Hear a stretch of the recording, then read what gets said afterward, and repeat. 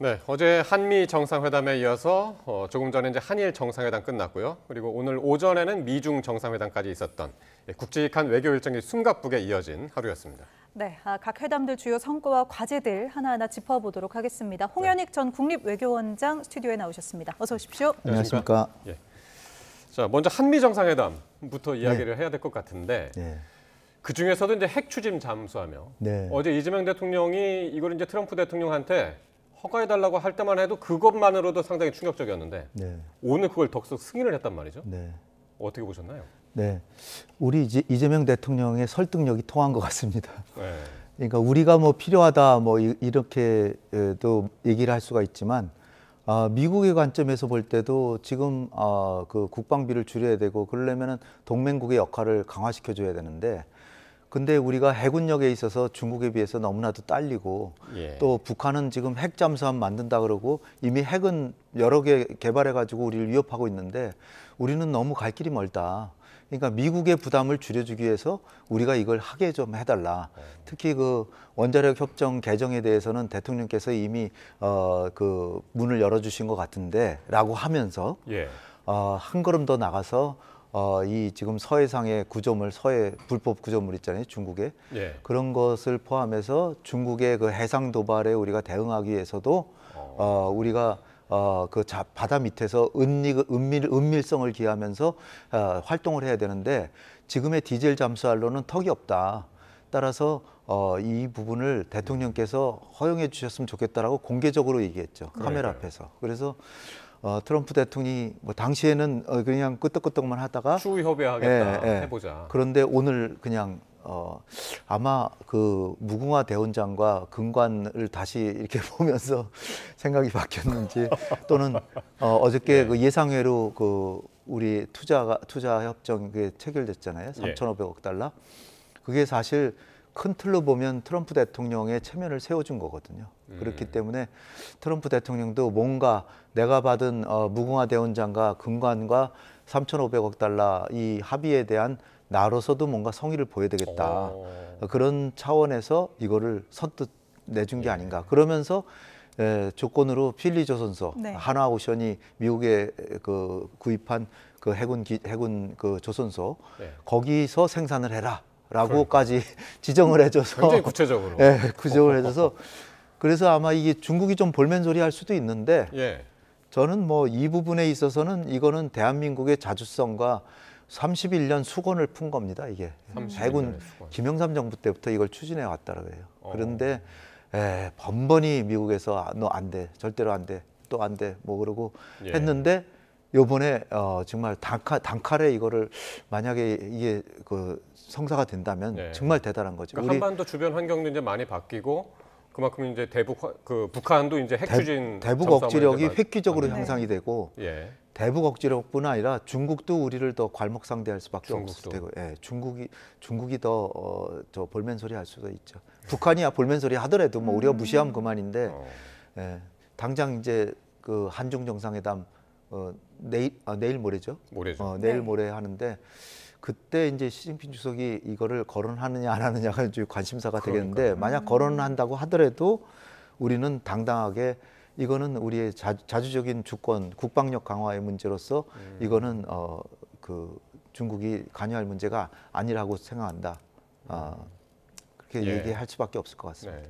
네, 이렇게 이 한중 정상회담을 목전에 두고 상당히 많은 진전이 좀 이뤄졌습니다. 이 마스가 프로젝트에서 이제는 이 핵 잠수함까지 좀 건조를 하게 될 텐데 이게 앞으로 뭐 실전 배치까지는 최소 10년 정도 걸릴 거라는 전망이 나오더라고요. 아직 좀 난관이 많이 남았다고 보시나요? 물론 뭐 기술적으로도 다 우리가 다 확보하고 있는 건 아닌데 제가 알기로는 우리가 워낙 이거를 염원해 온 게 오래됐기 때문에 기술적인 문제도 많이 준비는 다 해놓은 걸로 저는 알고 있습니다. 그러니까 중요한 건 정치적으로 미국이 허용해 주느냐가 문제였는데 이제 허용이 됐으니까 일단은 한 10년 걸린다고 하지만 우리는 다 계획이 만약에 미국이 용인하면은 바로 넘어갈 수 있도록 장보고 배치 3인가요? 이런 프로그램이 있습니다. 거기에 마지막 단계로 이거를 핵 잠수함으로 만들면 됩니다.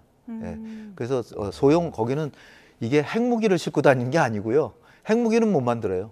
핵무기는 못 만드는데 소형 원자로를 연료로 사용해서 소형 원자로 기술이 까다롭지만 우리는 능히 해낼 수 있으리라고 저는 생각합니다. 예, 그러니까 기술력도 어느 정도 이제 그러니까 허가만 떨어지기를 바랬지 네. 모든 것은 이제 우리가 갖춰져 원자력 있다. 강국이고 예. 이 소형 원자로가 이게 굉장히 뜨는 산업이잖아요. 예, 그러니까 그러니까요. 이것의 기술을 그것도 개발하고 하면서 소형 원자로가 여러모로 앞으로 쓰일 텐데 예. 수출도 많이 하고 이거를 우리가 그 원자력 산업에 중흥할 수 있는 기회를 삼을 수도 있고 정말 이번에 트럼프 대통령이 선물다운 선물을 준 것 같습니다. 네. 그래요. 자, 근데 조금 전에 이제 말씀하신 것처럼 이제 이게 그래서 이제 한미 정상회담은 굉장히 이제 성공적으로 끝났다라는 이제 평가도 있고 네. 그런 와중에 이제 걱정은 한중이란 말이에요. 네. 근데 말씀하신 것처럼 이제 이재명 대통령이 이 이야기를 꺼낼 때 네. 북한하고 이제 중국의 잠수함을 추적하기 위해서는 우리가 이게 꼭 필요하다. 네. 그런 식으로 이제 노골적으로 공개적으로 이야기를 했기 때문에 네. 이게 한중에서 과연 시진핑이 어떤 반응을 보일까? 그러니까 하는 게 이제 또 딜레마가 북한의 잠수함이 걱정이 돼서 우리가 꼭 가져야 됩니다라고 했으면 허용 안 했을 것 같아요. 예. 그러니까 중국이 반발을 할 것을 예상이 되지만 중국에 대한 그 위협도 얘기를 함으로써 트럼프가 아 그렇지 한국이 그런 역할을 해줘야지라고 한 거죠. 그래서 이번에 어떻게 보면 우리가 약간 모든 걸 다 우리가 가질 수는 없습니다. 그러니까 전략적인 모호성이 대중 안보 문제에 있어서 전략적인 모호성을 가졌지만 일부의 모호성을 허무는 거죠. 중국에 대해서도 우리가 해군에 있어서는 어느 정도 견제할 수 있는 거를 가져야 된다. 그러면은 그 이재명 대통령하고 이제 대통령실에서는 이미 이거를 이제 계획적으로 꺼냈을 거 아니에요. 네. 꺼냈다는 것은 시진핑 대통령이라든가 중국의 반응을 예상을 했을 테고 어느 정도. 네. 거기에 대한 대비도 어느 정도 해놨다고 보시나요? 제가 보기엔 뭐 불가피하게 그 중국이 이걸로 볼멘 소리를 한다고 하더라도 일단 그 정면으로 돌파하자라고 생각을 하셨을 거라고 저는 추정합니다.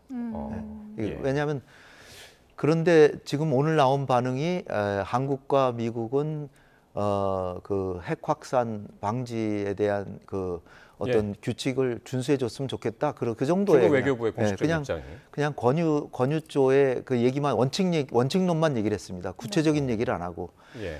그러니까 혹시 이제 비공개적으로 시진핑 주석이 얘기할 수는 있을지 모르지만 저는 안 할 수도 있다라고 봐요. 굳이 이거는 한국의 자주 국방에 관한 문제인데 괜히 얘기해봐야 분위기만 안 좋아지고 그렇다고 한국이 안 할 것도 아니고. 네. 물론 이제 호주가 오커스 프로그램 해가지고 호주도 이제 핵 잠수함을 이걸 들여오는 사업을 하는데 거기에 대해서 중국이 노골적으로 여러 가지 방해를 했다라고 합니다. 물론 노골적으로 우리한테 제재를 가거나 그러지는 않지만 방해 같은 건 할 수 있어도 이걸로 뭐 굳이 이렇게 좋은 그 우리가 이 기회를 중국을 의식해서 안 한다라고 하는 거는 전 뭐 말이 안 되죠. 과거에 저 사드 배치할 때도 저는 사드 배치를 반대했거든요. 네. 왜 반대했냐면 사드란 거는 배치를 해도 북한의 미사일을 날라오는 걸 별로 막지를 못해요. 막지를 못해요. 실익이 없다 이거. 왜냐하면 수도권은 북한에서 40km밖에 안 되기 때문에 북한에서 미사일을 서울에 만약 가정으로 북한의 핵미사일이 서울을 가게 한다 그럴 때 사드는 고도 40km에서 150km만 가격할 수 있거든요. 40km 미만으로 핵미사일이 날라오는데 사드는 그 상주에 있었죠. 수도 서울을 지키는 데는 무용지물이에요. 서울을 지키는 데는 적어도. 그러니까 경상북도에다 배치하죠. 그 비싼 무기를 왜 거기다 배치합니까? 네, 이렇게 우리가 낸 이 전략적 메시지가 이제 한중 정상회담의 결과에서 또 어떻게 영향을 끼칠지 좀 지켜보기로 하고요. 일단 한미 관세 협상 결과도 좀 같이 짚어보죠. 미국에 투자하기로 했던 3,500억 달러 가운데 2,000억 달러를 현금 투자하기로 하고 이제 1,500억 달러가 마스가 프로젝트에 투입하기로 그렇게 이야기가 됐습니다. 또 현금 투자에는 안전장치를 뒀습니다. 연간 200억 달러의 상한선을 설정했어요. 이런 부분들 좀 어떻게 평가하시나요? 네, 전반적으로는 트럼프 대통령의 그 위신을 살려주면서 그 세부 강론에 있어서 우리가 외환 위기 문제라든지 아니면 환율이라든지 그 금융시장의 불안을 감안해서 우리의 보안 장치를 상당히 많이 완벽하다고까지는 할 수 없지만 상당히 많이 보완한 거를 트럼프 대통령이 받아들임으로써 우리 대통령이 결단해서 결국은 합의를 전격적으로 한 것이 아닌가. 이게 회담 직전만까지만 해도 이게 이 합의가 되리라고 예상을 아무도 못했었는데 트럼프 대통령은 거의 결심을 하고 온 것 같아요. 방명록에 뭐라고 썼냐면 위대한 정상회담, 아름다운 시작 이렇게 썼어요. 예, 예. 뷰티풀 비기닝. 뷰티풀 비기닝인 뭐 하여튼 예. 그렇게 썼겠죠. 근데 이게 정상회담이 분명히 이게 뭔가 합의가 안 될 거라고 생각하면 그러니까요. 그런 문구를 썼겠어요. 그러니까 뭔가 작정하고 왔을 작정을 거라고. 하고 왔다. 작정하고 왔다. 왜냐면 거기 협상대표 3명, 미국의 협상대표 3명에다가 국무장관까지 딱 배석을 시켰으니까 예. 모든 관련 최고 장관들은 다 데려왔고 그러니까 완전히 이 문제를 협의하려고 온 거예요. 한미 정상회담에 예. 주안점으로. 그러니까 아마 트럼프 대통령이 이제 자기 그간에 쭉 지켜봤는데 내 생각은 이렇다라고 쭉 아마 설명을 했을 거라고 저는 이제 추정입니다, 전부. 예. 네. 추정인데 설명을 했는데 결국은 이제 우리 대통령께서 생각을 하시고 이거를 더 끌면 2천억 달러를 조금은 줄일 수 있을지는 몰라요. 그렇지만 부작용이 엄청나게 많을 겁니다. 아하. 안보 문제를 비롯해서 예. 한미 관계가 뭐 국내에서 아마 야당부터 공세를 할 테고 왜 또 그렇게 정상회담까지 하고 왜 타결을 못했냐 또 그럴 테고요. 예. 그리고 전반적으로 우리 국가적인 지위가 한미 동맹이 너무나도 이렇게 표류를 하니까 몇 달 동안 표류한 셈이잖아요. 그러니까 이걸 타결함으로써 얻을 수 있는 이득, 네. 이럴 때 이게 뭐 원자력 협정 개정이라든지 뭐 핵 잠수함이라든지 이런 걸 얻어냈고, 예. 그리고 이제 반도체, 자동차, 목재, 그 다음에 가구 뭐 이런 것들을 다 그리고 의약품 네. 이런 것도 다 풀렸잖아요. 그러니까 막 현대차 같은 데는 아마 좋아서 지금 굉장히 아마 파티하고 있을 거라고 생각합니다. 네. 주가도 이제 많이 올랐고. 오를 수밖에 없겠죠. 예. 네. 자, 산업별로 이제 손익계산서 이제 조금씩 다릅니다만 잠깐 그 이제 미중 정상회담 오늘 있었던 이야기를 잠깐 해보면 오늘 미국은 이제 중국의 이제 평균 관세를 10% 포인트 내렸고요. 네. 대신 이제 중국은 희토류 수출 통제를 1년간 유예하기로 네. 그동안 이제 금지했다가 이걸 유예하기로 하고 그리고 이제 미국산 대두도 이제 즉각 구매하기로 네. 이렇게 이제 됐는데 요 협상 결과는 어떻게 보시나요? 그러니까 이게 이제 왜 이렇게 싸움이 붙었냐라는 거를 휴전 상태인데 왜 갑자기 이게 가열이 됐냐를 살펴보면은 예. 첫 번째로는 9월 달에 마드리드에서 그 부총리급에서 회담을 했는데 그게 이렇게 잘 되지는 않았지만 그런저런 휴전이 유지되고 있었는데 미국이 중국에 대한 제재로서 규제를 하던 기업들이 대기업들이 있는데 예. 그 기업들의 자회사까지 제재를 했어요. 중국에 네, 자회사들이 이를테면 우리 삼성그룹을 생각해 보세요. 자회사가 몇 개입니까? 수도 없이. 그러니까 모회사만 제재하는 건 큰 의미가 없는데 자회사까지 다 자회사도 다 중국하고 거래를 못하게 하고 막 그러니까 중국으로서는 갑자기 타격이 심하게 느껴진 거죠. 그래서 벼르다가 뭘 할까 그러다가 그 히토류를 우리가 히토류가 한 20개, 19개 그렇게 되는데 처음에 뭐 몇 개만 했는 걸 확 늘려버렸고 또 하나는 히토류를 수입하는 외국의 기업들이 생산하는 제품이 미국으로 간다든지 할 때는 중국의 승인을 받아라. 그렇게 하니까 이게 이제 이중 제재가 돼가지고 예. 미국으로는 중국의 히토류가 들어간 것까지도 제품이 못 들어가게 되니까 미국도 심각한 타격을 받은 거죠. 예. 그래서 네. 그러면 100% 관세를 매기겠다. 그래가지고 했는데 그 전에 이제 한 수개월 동안 이미 대두는 트럼프 대통령을 압박하기 위해서 대두를 안 사주니까 미국의 농촌에서 트럼프 대통령한테 우리 지금 큰일 났다. 예. 중국이 우리 대두의 절반을 사가는데 하나도 안 사간다. 큰일 났다. 막 그러니까 거기가 트럼프 대통령이 텃밭이거든요.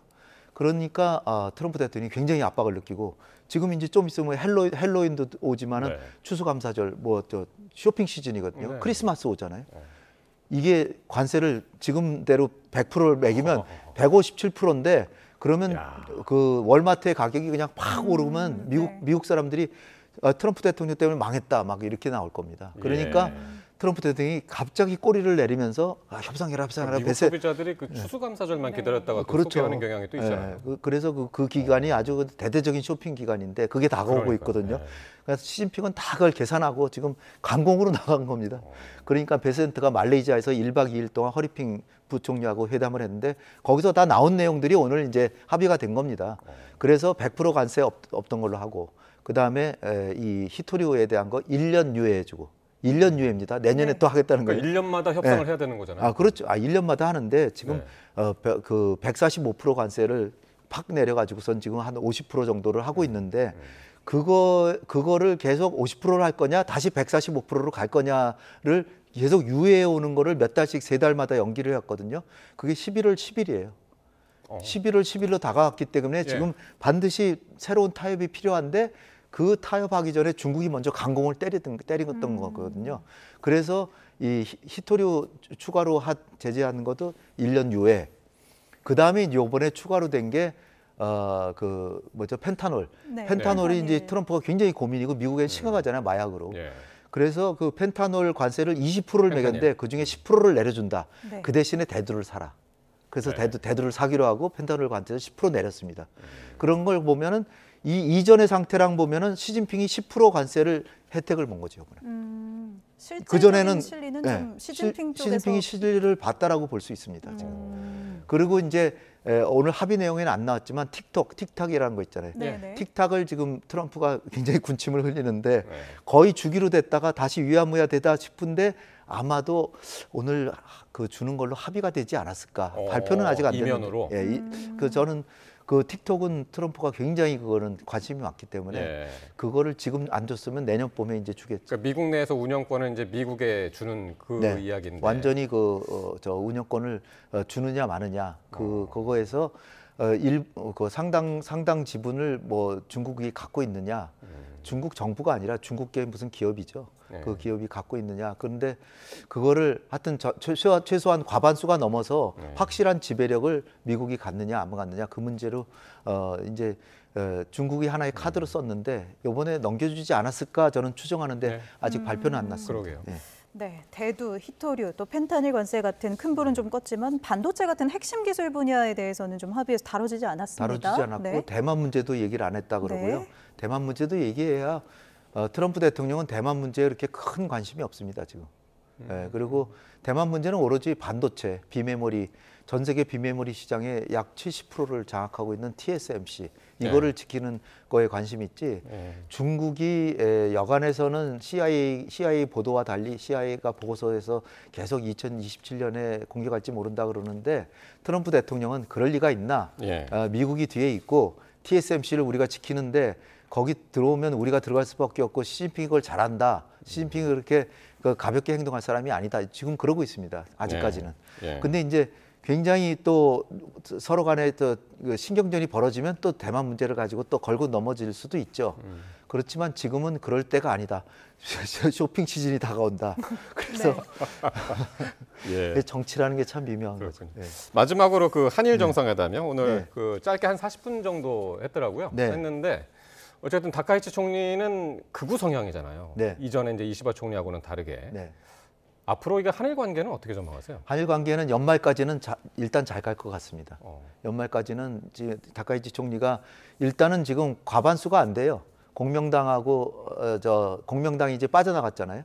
그래서 유신회라 그래서 자기보다도 더 우익에 있는 거라 해가지고 이 내각을 보면은 모태기 외상이라든지 외무상이라든지 여러 강요들이 또 아소다로 굉장히 강력한 우파죠. 그런 사람들이 이제 부총리로 다시 등장하고 그래서 굉장히 강성 우파 정권인데 그럼에도 불구하고 지금 정권 초기고 과반수가 안 되기 때문에 국제 문제로 사단을 일으킬 처지가 아닙니다. 그렇기 때문에 연말까지는 계속 우리하고도 셔틀에게도 하고 잘할 텐데 관건은 지금 한중일 정상회담이 연말에 되느냐 안 되느냐인데 다카이치 지금 일본이 지금 의장국이거든요. 다카이치 총리는 하고 싶은데 지금 시금석이 되는 건 뭐냐면 중일 간의 정상회담을 할 것이냐 말 것이냐 오늘 내일이나 아직도 안 정해졌어요. 아직도 안 정해졌는데 지금 시진핑 주석이 이례적으로 축전을 안 보냈습니다. 과거에 일본의 총리가 바뀌면 축전을 항상 중국 주석이 보내는데 이번에 안 보냈어요. 총리만 보냈습니다. 그래가지고 지금 다카이치 총리는 내심 마음고생이 지금 심한 상태인데 그런데 날짜도 지금 할지 안 할지를 몰라서 만약 이번에 시진핑 주석하고 다카이치 총리가 만나면 한중일 정상회담이 연말쯤에 될 수도 있는데 그때는 시진핑이 안 오고 리창이 옵니다. 리창 총리가 오니까 될 수도 있는데 일본 나카이 총리는 그걸 굉장히 하고 싶어 하죠. 그런데 그건 이제 지켜볼 일이고 한일 간에는 뭐 지금은 별 문제가 없는데 내년 봄에 또 춘계 뭐 예대제인가 뭐 하여튼 저 야스쿠니 신사 참배하는 또 그 날짜가 있어요.